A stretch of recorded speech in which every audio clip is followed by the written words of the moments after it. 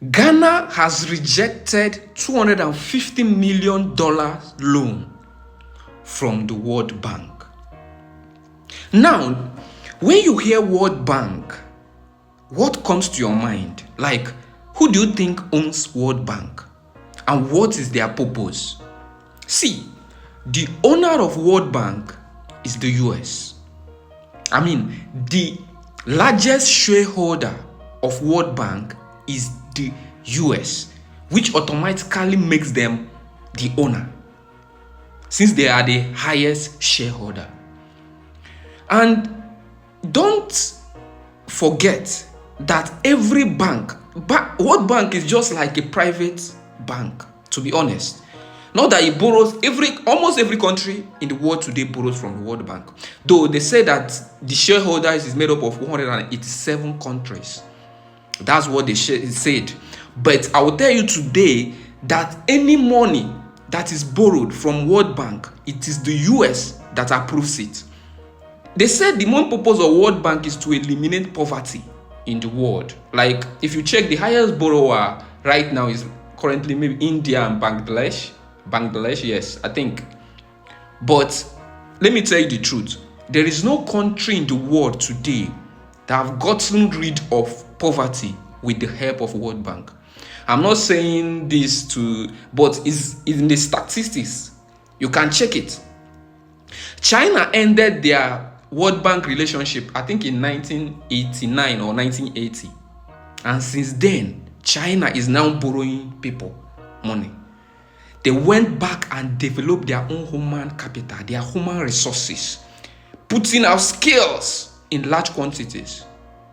China, up to now, let me tell you, China don't have much mineral resources. But they are borrowing money to African countries that have mineral resources. Now, what is our problem? Are you thinking what I'm thinking? Is World Bank not let me not say that word, because I don't know if what will happen to this video. Now, for the context, just watch this video. Ghana Parliament rejects World Bank 250 million loan. According to the minority in Parliament, they do not see the necessity of this because, according to the report, $90 million will be used for consultancy. So for that reason, they are against this money. Ghana went for 3 billion Ghana cedis from IMF as loan. And that was what they said, that when this money comes, Ghana's problem is going to be solved. All the hardship, all the pain, all the crying will be over. But the same story. Before they went to IMF for loan, they introduced what they call e-levy. That when this e-levy is implemented, Ghana wouldn't go to IMF for any loan. But after that, Ghana still went to IMF. And when the 3 billion came, we don't know what this money has been used for. Now World Bank is also trying to give us $250 million for what? That they are going to use it to support the energy sector of Ghana.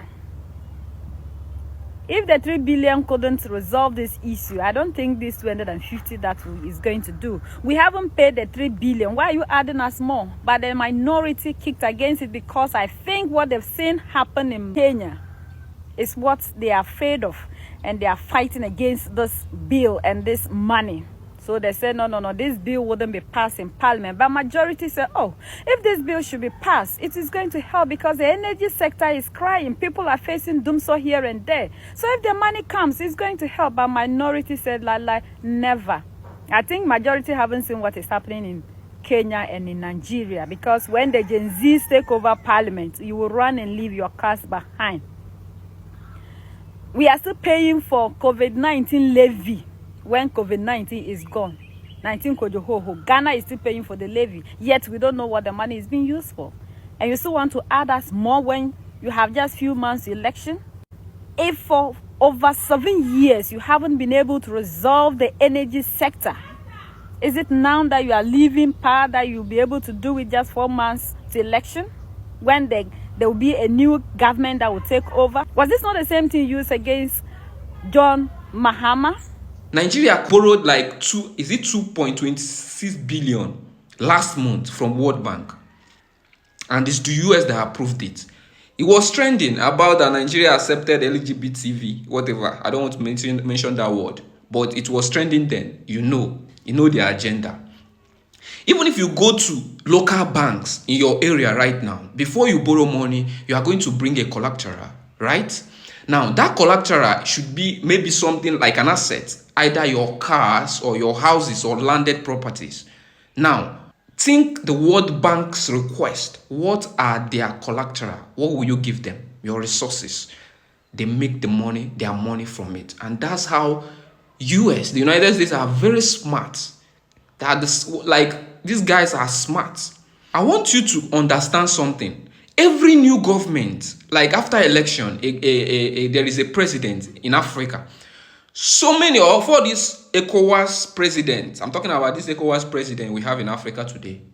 Once they set up their government, the next thing they are going to do is to borrow money from the IMF and World Bank. That's what they normally do. To borrow millions from World Bank, giving World Bank their resources as collateral. That's what happened. That's what keeps happening. It's happening in almost all the ECOWAS states.